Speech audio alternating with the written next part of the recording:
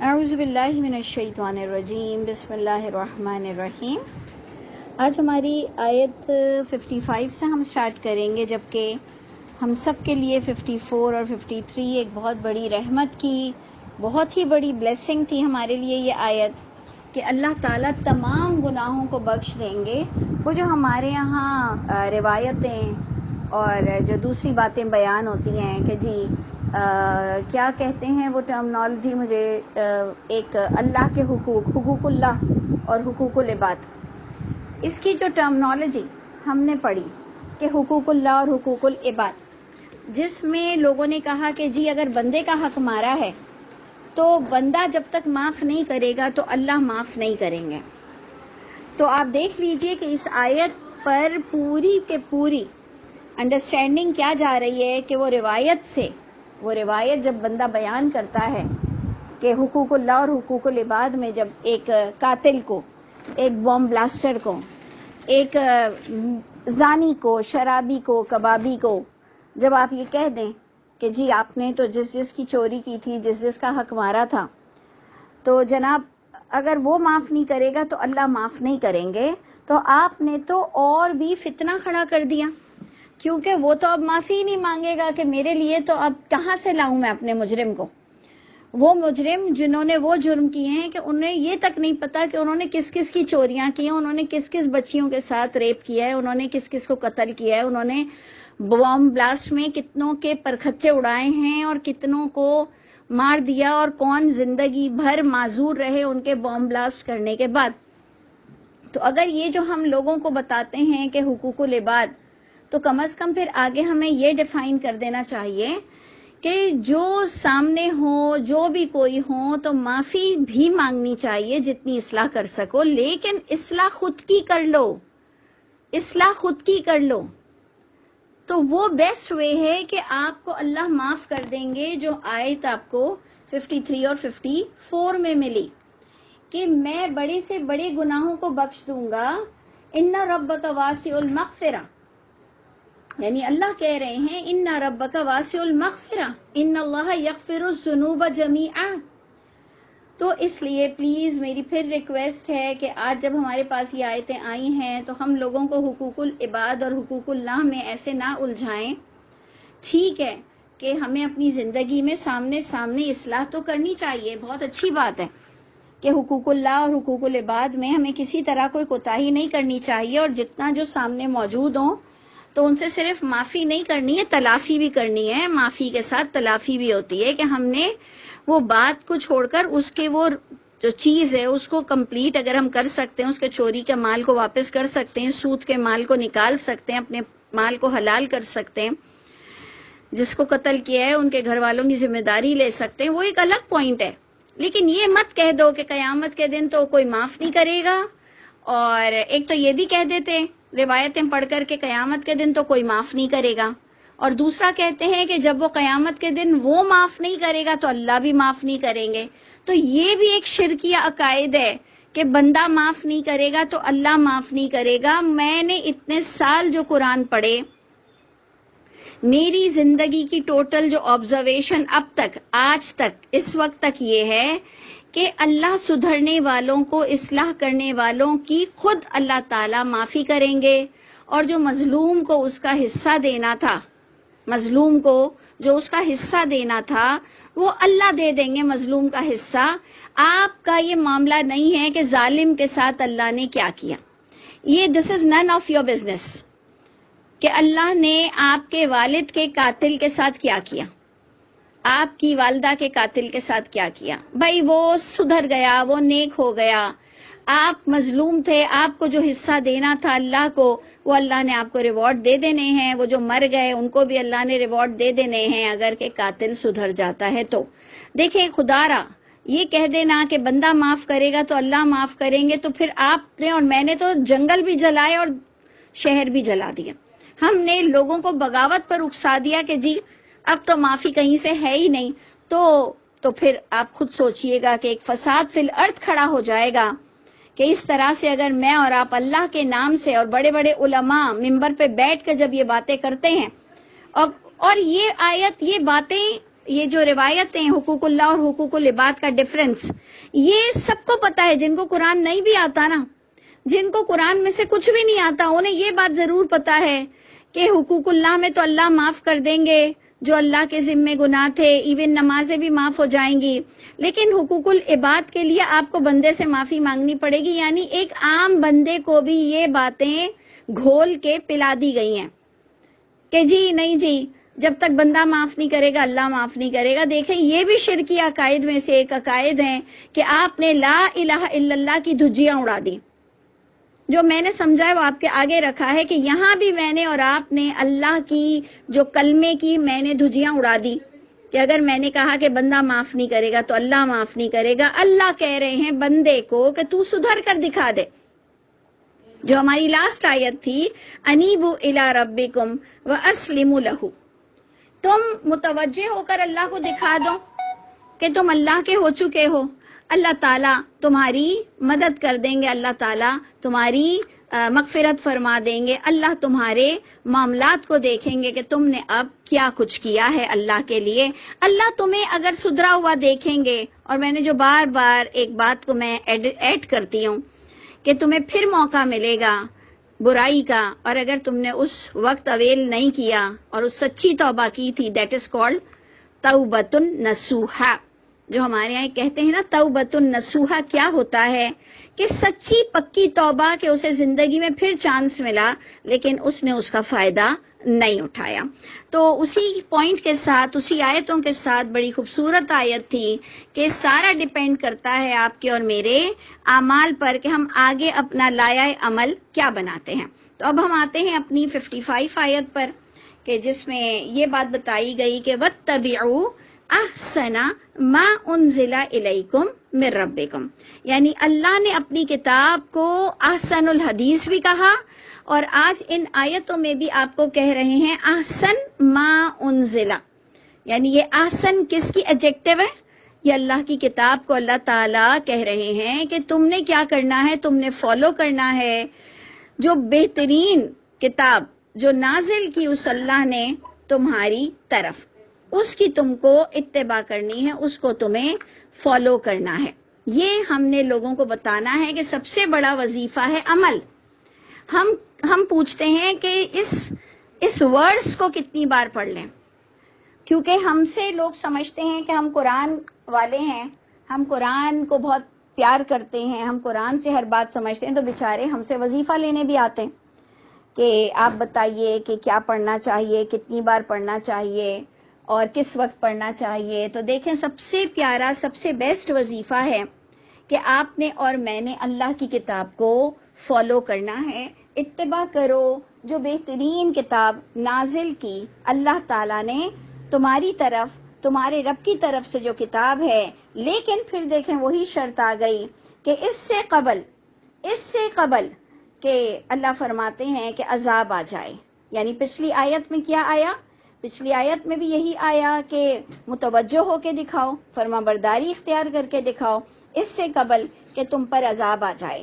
یعنی چاہے موت کا پروانہ آ جائے, یعنی تمہارا کام تمام ہو جائے, تمہارا وقت ختم ہو جائے.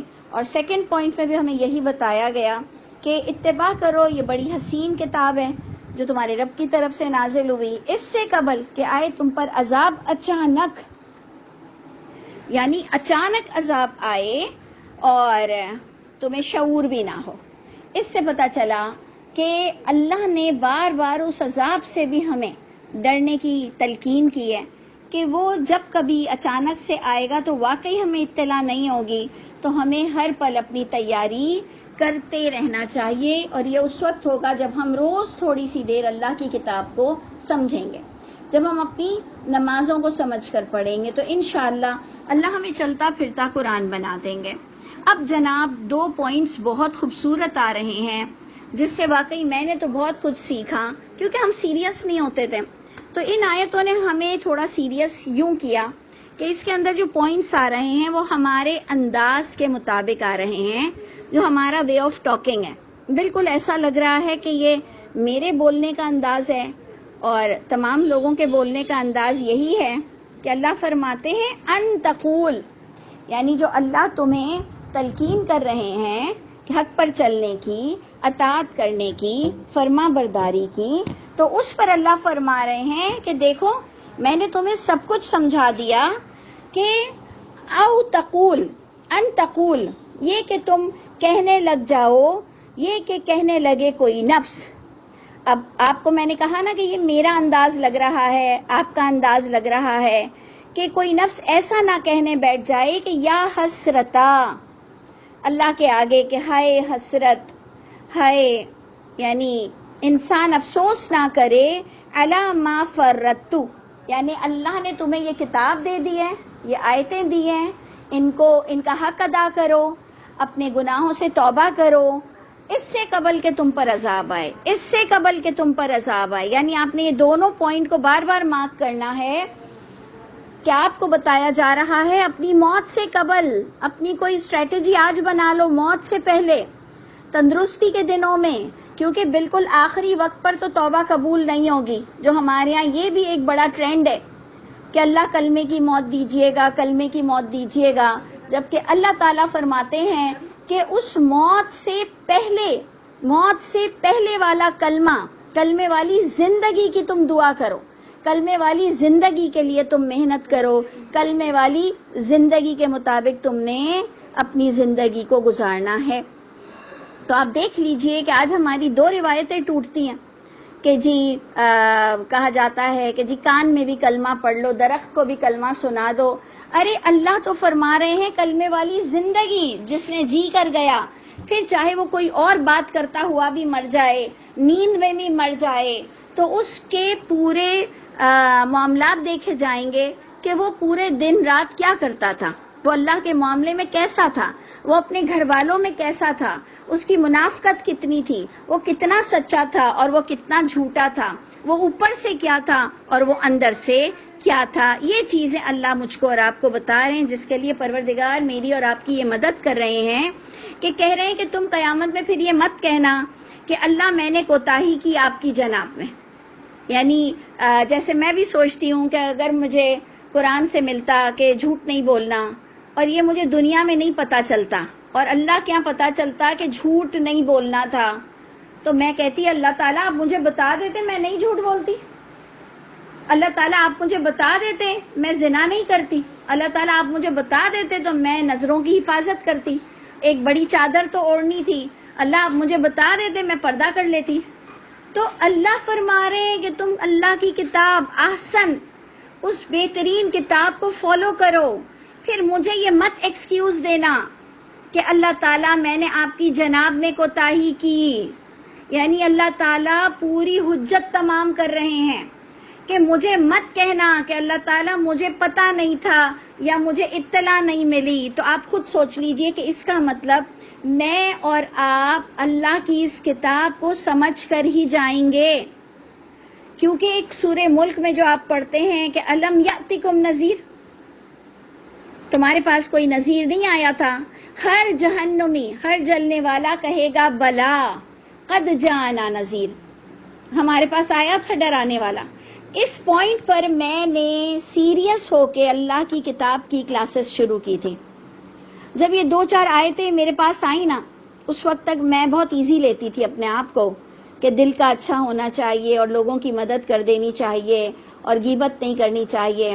لیکن اس کے بعد میں نے پورا پلان کیا کہ اللہ تو سیدھا سیدھا بات کہہ کے نکل گئے.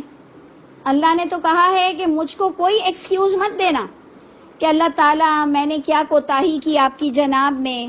اور دیکھیں آگے آیت پڑھیں کہ ان تقول نفس، یہ کہ کہنے لگ جائے کوئی جان یا حسرتا، اے حسرت مجھ پر. یعنی اللہ کہہ رہے ہیں ایسے مت افسوس کرنا، میں نے تم پر کتاب کھول دی ہے جو بہت آسان ہے، جو تمہاری فزیکل باڈی پر بھی ریزسٹ کرتی ہے، تم اس کو اپنا سکتے ہو. تمہارے لیے میں نے کوئی پہاڑ نہیں تم پر اتارا ہے. سوچئے ہم پر کوئی پہاڑ نہیں ڈالا گیا ہے کہ جس کا بوجھ اٹھا نہ سکیں. تو الا ما فرطت فی جنب اللہ، کہ کیا میں نے کوتاہی کی اللہ کی جناب میں. وَإِن كُنتُ لَمِنَ السَّاخِرِينَ، اور بے شک میں رہا البتہ مسخرہ پن کرتے ہوئے اپنی زندگی میں نے گزاری یعنی میں نے ایزی لیا اور میں نے اس کو بہت ہی سینسیٹیو ایشو نہیں سمجھا اور میں یوں ہی رینڈم اللہ کی کتاب پڑھ لیتا تھا. میں مسلمان تھا لیکن میری بلا سے کہ کیا گناہ ہو رہے ہیں اور کیا ثواب ہو رہے ہیں. تو ایک تو نمبر 1 اس نے ہماری آنکھیں کھولی کہ اللہ کی کتاب کے بارے میں مجھ کو اور آپ کو بہت ہی ایکٹیو ہونا چاہیے. نمبر 2 او تقول، اللہ تعالیٰ کہہ رہے ہیں تم یہ بھی مجھ سے مت کہنا. یعنی سوچئے ہمارے مرنے سے پہلے ہم یہ کتاب پڑھ رہے ہیں اور میں نے اللہ کی اتنی تھینکفل ہوئی کہ اللہ آپ نے مجھے پہلے پڑھا دیا کہ یہ بھی مت کہنا میرے پاس کہ لو ان اللہ ہدانی، کہ کاش یہ کہ اللہ مجھے ہدایت دیتے، لکنت من المتقین، میں ضرور ڈرنے والوں میں سے ہو جاتا. یہ مت کہنا میرے آگے، فضول باتیں مت کرنا میرے آگے کہ اللہ میں نے کیا کوتاہی کی، اللہ اگر آپ نے مجھے ہدایت دی ہوتی تو میں متقین میں سے ہو جاتا. یہ اللہ کو بالکل فضول باتیں لگ رہی ہیں کیونکہ اللہ نے اپنی حجت پوری کر دی ہے، ہدایت دے دی ہے اور اللہ نے اپنا آپ تم پہ کھول دیا ہے. تمہیں کسی معجزہ کو دیکھنے کی ضرورت نہیں ہے. اس دن رات کو دیکھ کر کوئی معجزات کی مجھے اور آپ کو ضرورت نہیں ہے. اللہ نے ہمیں وہ کچھ دکھایا ہے کہ ہمارے لیے اللہ پر ایمان لانا بہت کافی ہے. اچھا جی، اب دیکھیے تیسرا پوائنٹ، او تقول، یہ بھی مت کہنا یا تم یہ کہنے لگ جاؤ حین تری العذاب، جس وقت تم دیکھو گے عذاب، لو ان لی کرۃن. یہ بڑا سینسیٹیو اور بڑا ایموشنل پوائنٹ تھا میرے لیے کم از کم کہ اللہ نے کہا کہ تم پھر یہ مت کہنا عذاب دیکھ کر کہ کاش یہ کہ میرے لیے دنیا میں لوٹنے کا کوئی چانس ہوتا، فَأَكُونَ مِنَ الْمُحْسِنِينَ، میں نیک بن کے دکھاتا. یہ چیز جو تھرڈ پوائنٹ تھا نا، یہ تینوں باتوں نے آنکھ کھول دی. یہ تینوں باتوں نے ہم کو اپنے ایشو پر سیریس پن دے دیا کہ یار یہ تو بہت ہی غضب کی بات ہو گئی کہ اللہ تعالیٰ کہہ رہے ہیں بالکل ایکسپیکٹ بھی مت کرنا کہ میں تمہارے ایکسکیوزز کو سنوں گا. میں نے تم پر حجت کو تمام کر دیا، میں نے تم پر کتاب کا راستہ دے دیا اور میں نے واقعی اللہ سے دعا بھی کی ہے کہ اللہ ہمیں مرنے کے بعد یا مرتے ہوئے پروردگار ہمیں بالکل دنیا میں لوٹنے کا دل نہ ہو. اللہ تعالیٰ ایسی پیاری موت عطا فرمائیے گا، اتنے پیارے ساتھی نصیب فرمائیے گا، اتنی پیاری مرنے کے بعد زندگی نصیب فرمائیے گا کہ اے میرے اللہ کبھی ایک پل کو بھی اس دنیا میں آنے کو دل نہ ہو.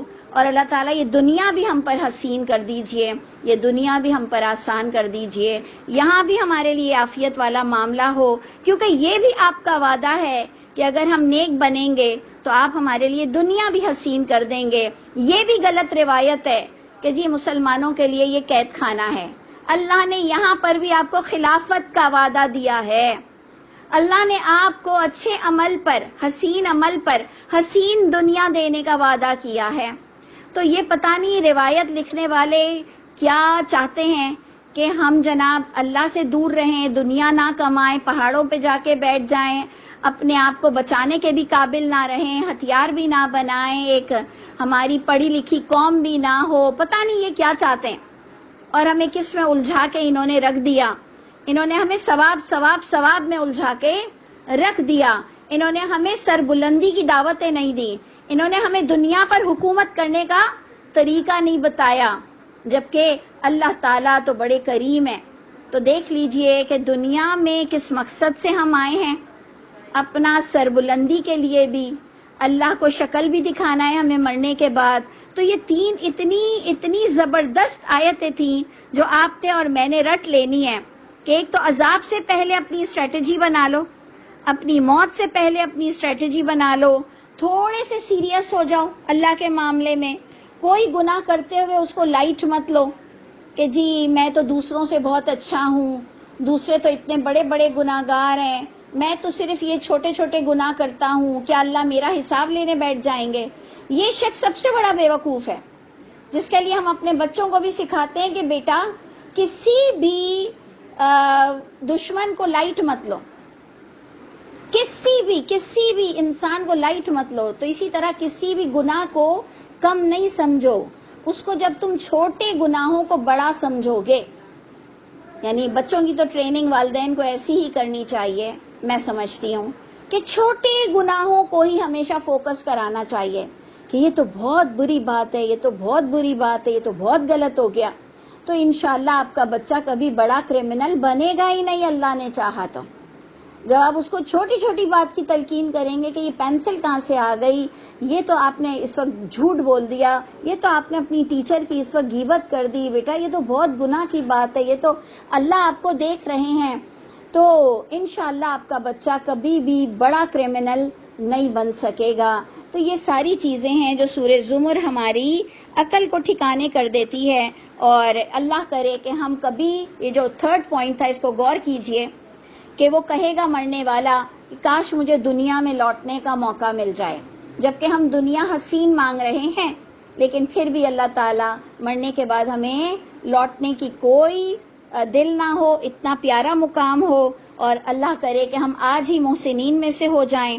اس کے آگے کی آیت دیکھیں کہ بڑی خوبصورت بات آپ کو بتائی گئی کہ اس پر کیا جواب ملے گا۔ وہ جو 3 پوائنٹس آپ نے دیکھا نا ایکسکیوزز کے، اس پر کیا آنسر آپ کو ملنا ہے کہ اللہ تعالیٰ اس کے جواب میں آپ کو کہیں گے بلا، ہاں قد جاءت کا آیاتی، تمہارے پاس میری آیتیں آئی تھی، فکذبت بہا، تم نے آیتوں کو جھٹلایا تھا۔ آپ نے غور کیا کہ کیا بتایا جا رہا ہے؟ دیکھیں یہ بھی میرے لیے بہت امپورٹنٹ پوائنٹ ہے جو کم از کم مجھے اندھیروں سے اجالے کی طرف لاتا ہے۔ آپ دیکھیے آپ کو اجالا ملتا ہے اس آیت سے، مجھے تو اس میں بہت لائٹننگ نظر آئی۔ غور کیجئے کہ آنسر کیا آیا وہ 3 ایکسکیوزز کا۔ اللہ نے فرمایا کہ قد جاءت کا آیاتی، تمہارے پاس میری آیتیں آئی تھی، فکذبت بہا، تم نے اس کو ایزی لیا، جھٹلا دیا عمل سے۔ تو دیکھ لیجئے کہ آپ کی پکڑ کوئی صحیح ستہ سے نہیں ہونے والی، کوئی حدیثوں کی کتابوں سے نہیں ہونے والی، کوئی روایتوں سے آپ کی پکڑ نہیں ہونے والی، آپ کی پکڑ اللہ کی کتاب سے ہونے والی ہے۔ وہ آپ کا امام ہوگا، کوئی شخص امام کی حیثیت سے پیش نہیں ہوگا، ہر کوئی بندے کی حیثیت سے پیش ہوگا، اور جو اللہ کی کتاب بتاتی ہے کہ قیامت کے دن انسان اپنے امام کے ساتھ آئے گا، وہ امام اس کی وحی والی کتاب ہوگی جس کو وہ الہامی کتاب اپنے دور میں سمجھتا ہوگا۔ اللہ اس سے ہٹ کر آپ سے کوئی اجماع تواتر اور کوئی مطلوع غیر مطلوع اور کوئی وحی خفی اور وحی جلی کی آپ کو نہیں پوچھنے والے۔ خدا را اللہ کا واسطہ میں علماؤں سے ریکویسٹ کروں گی کہ عام پبلک کو مت الجھاؤ، خدا تم کو سدا الجھا کے رکھے گا۔ تم نے اگر لوگوں کو آسانیاں نہیں دی، اللہ تعالیٰ تم لوگوں کو کبھی آسانی نہیں دے گا۔ جس نے عام پبلک کو ستایا ہے ان ساری ٹرمنالوجی میں پھنسا کر، اور اپنے کون سے علوم پر عالم کی ڈگری دیتے ہو، خدا را دل کو نرم کر لو اور عام پبلک تک قرآن پہنچاؤ، بیسک عربک سے ان کو سکھاؤ کہ اللہ کی کتاب ہم خود بھی سمجھ سکتے ہیں، ہم خود ہی اس کتاب کے مفتی ہیں، یہ کوئی پروفیشنل کوئی دھندا نہیں ہے۔ سوچ لیجئے گا، دیکھیں اب بہت ہو گیا، اللہ کلیئر آپ کو کہہ رہے ہیں کہ قد جاءت کا آیاتی، یہ آنسر آپ کو اللہ دیں گے، تمہارے پاس میری آیتیں آئی تھی، فکذبت بہا، تم نے اس کو جھٹلا دیا، واستکبرت، تم نے تکبر کیا۔ اب کوئی کہے کہ اللہ میں تو عالم نہیں تھا، میں تو قرآن سمجھتا نہیں تھا، تو یہ ہمارا تکبر ہے، ہمیں آئیڈیا ہی نہیں کہ ہم یہ جو کہتے ہیں نا کہ مجھے قرآن نہیں آتا، مجھے سمجھ نہیں آتا، یہ ہماری ہائٹ کی جہالت ہے۔ اور آپ کبھی نہیں چاہیں گے کہ آپ کو کوئی پاگل بولے یا آپ کو کوئی جاہل سمجھے۔ ایک جاہل عورت بھی اگر دنیا کی پڑھی لکھی نہیں ہے، آپ اس کو جاہل بول کر دکھاؤ، وہ کہے گی کہ میں کتنوں کو بیچ کر آ جاؤں، صرف پڑھی لکھی نہیں ہوں۔ تو جاہل کا معنی یہ ہوتا ہے کم دماغ والی، اس کے اندر آپ کی کوئی ایجوکیشن نہیں دیکھی جا رہی ہے دنیا والی۔ اللہ آپ کا دماغ دیکھنا چاہ رہے ہیں کہ کیا تمہیں اللہ کی باتیں ہضم ہوتی ہیں؟ کیا تمہیں لگتا ہے کہ اللہ کے رسول جو قرآن میں بتا رہے ہیں تو قرآن سے ہٹ کر وہ دوسری کتابوں میں کچھ اور بات بتا سکتے ہیں؟ کیا جو اللہ کے رسول کی تصدیق کے بغیر کتابیں چھپی ہیں اللہ کے رسول نے کیا تمہیں اجازت دی تھی وہ کتابیں، وہ باتیں اپنے لیے لکھنے کی؟ یعنی اتنا بڑا گناہ کر رہے ہیں یہ اللہ کے رسول پر کتابیں لکھ کر، اتنا بڑی پینلٹی میں ان کو اللہ پکڑیں گے کہ یہ اللہ کے نبی کی اجازت کے بغیر ان پر حدیثیں لکھتے ہیں، راویوں کی اجازت کے بغیر راویوں کا نام لیتے ہیں. بہت بڑا الزام اپنے اوپر انسان لے کر جائے گا. تو آپ نے غور کیا کہ اللہ کی کتاب کا علم حاصل نہ کرنا، تکبر سے اللہ نے اس کو تشکیل دیا کہ آئی تھی تمہارے پاس میری آیتیں، تم نے جھٹلا دیا، تم نے تکبر کیا. وَكُنْتَ مِنَ الْكَافِرِينَ، اور تم ہو گئے کافروں میں سے. تو اللہ تعالیٰ میں اور آپ بھی جانے انجانے میں جہاں کہیں تکبر کر رہے ہیں، کیونکہ آپ نے دیکھا نا تکبر کی کتنی ڈائمنشنز ہیں. تکبر یہ بھی ہے کہ تم کیا مجھے بتاؤ گے، مجھے سب آتا ہے. تو بھائی آتا ہے، ہم مانتے ہیں، لیکن سننے میں کیا جا رہا ہے اور سمجھنے میں کیا جا رہا ہے. اور یہ جو ہم عمل نہیں کرتے ہیں نا اللہ کی اتنے عذاب کو سننے کے بعد، یہ تو بہت بڑا تکبر ہے کہ ہمیں اللہ کی آگ سے ڈر نہیں لگتا. اصل میں ہم کہیں اور آئے ہوئے ہیں، انشاءاللہ پھر اس کو ڈسکس کریں گے. اللہ تعالی ہم سب کے حامی و ناصر ہوں. آگے آپ نے ضرور پڑھنا ہے کہ قیامت کے دن تم دیکھو گے ایسے لوگوں کو کہ جنہوں نے اللہ کی باتوں کو جھٹلایا، ان کے چہرے کالے ہوں گے. کیا جہنم ٹھکانہ نہیں ہے ایسے متکبرین کا؟